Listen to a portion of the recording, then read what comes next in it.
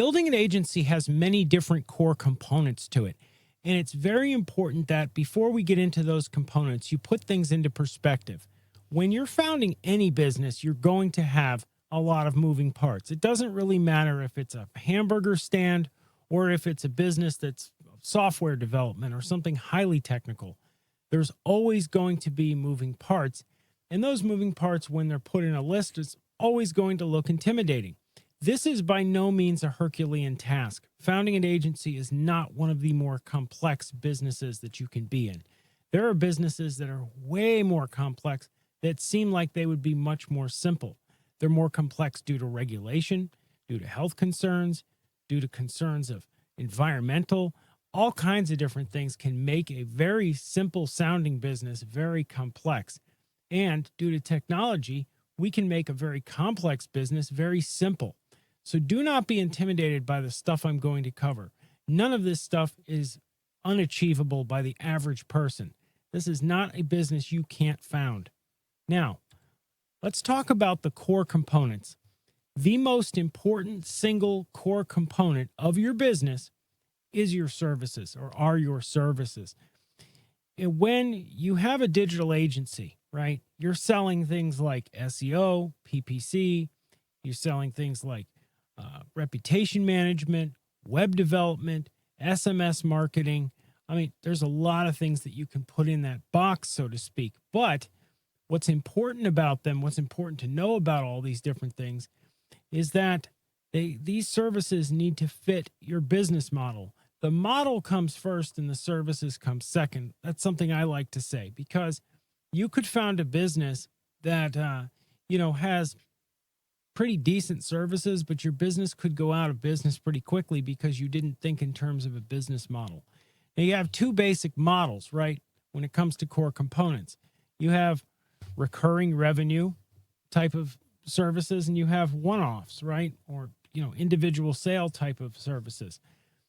Now, with the one-off stuff, you're going to hit people for a lot of money one time, and then it's done, right? There's no ongoing or recurring revenue from it. This could be, complex web development. This could be software development. This could be, setup of a person's social media, creation of graphics or video, content creation. Generally speaking, though, that's stuff you're doing one time. On the other hand, you have stuff that's recurring, right? And the best examples there would be like pay-per-click advertising or SEO, where there's going to be a bill every single month for that service. But web development is also recurring because people pay a hosting charge, right? And they pay a maintenance fee, right? So they're paying every month there too. It's very important when you select your services, you think about that cumulative effect 6 months, 8 months, 10 months down the road of what all those sales are going to add up to in terms of a monthly income for you at your business. Time passes, okay? Life comes at you fast.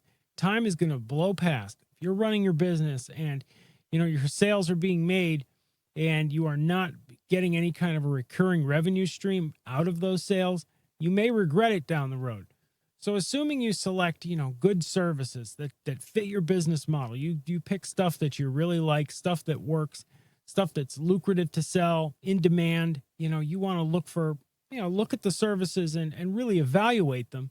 Your next consideration is sort of your own infrastructure. And I've broken that up into a bunch of different components here, right? Number one is website. You have to have your own website, right? You're going to be online. You're selling digital marketing services or digital services of any kind, could be software development, anything. You're going to have a website, and your website is going to have to be built correctly. It's going to need to explain your services. It's going to need to explain what it is you do and how you do it. It's going to have to go through everything. It needs to be beautiful, and it's a major core component.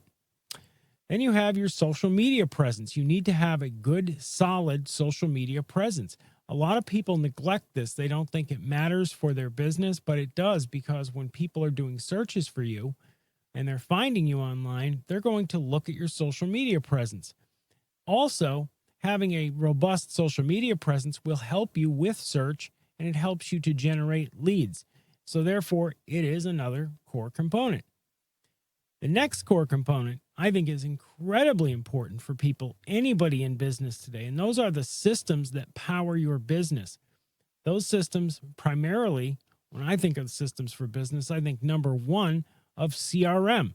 You need to have a good, solid CRM system, customer relationship management system. You have to have something that is going to be easy enough for you to use and yet robust enough to be useful.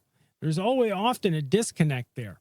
You'll see CRMs that are incredibly complex, so they get very little adherence. People are lazy because you're working on the phone. You're doing something that's an analog, emotional task of dealing with people, and you don't end up inputting the data. Then you have your phone system and email systems, which are kind of no-brainers, but you need to have them. You need to have a phone. You need to have email because you're in business. Next, also very crucial, your business entity and merchant services. And I combine them together because you kind of are going to set them up at roughly the same time, right?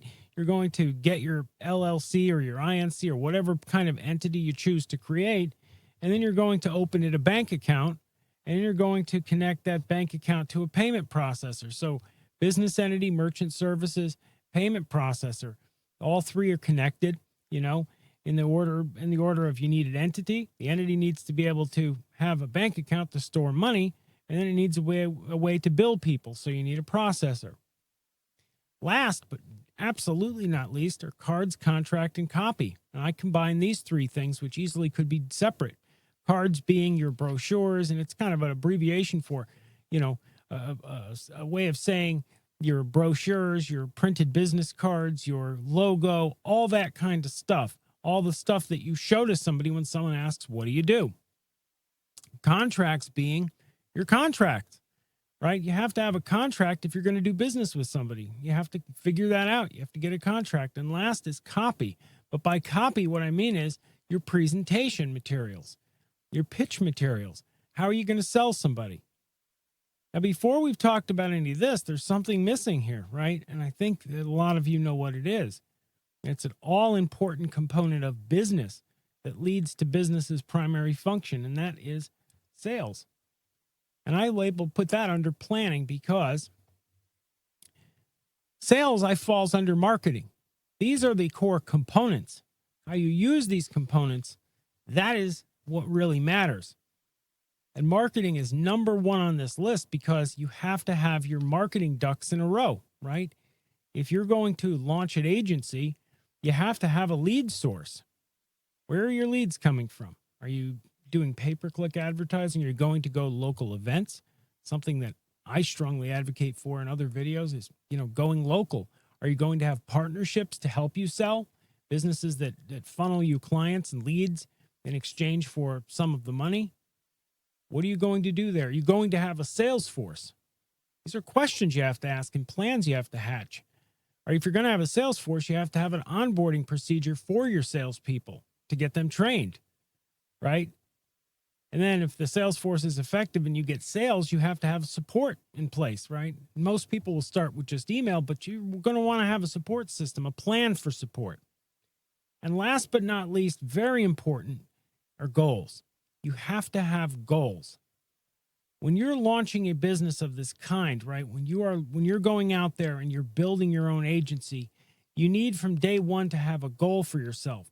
Now, I'm not saying you need to have a goal that you're going to found the next Amazon, but you have to have a goal. You have to say, in 6 months, I'm going to be at place X or place Y. I like to set hard goals for myself. Not hard as in difficult, but hard as in real tangible goals. In 6 months, I'm going to have X. I'm going to be in position X. In 12 months, position Y. And I like to set them along a timeline so that if I see I'm not achieving, I can make modifications. One of the most important things to learning on your own and building anything on your own is being self-critical, being able to look at what you're doing, see where you're making mistakes, and correct those mistakes.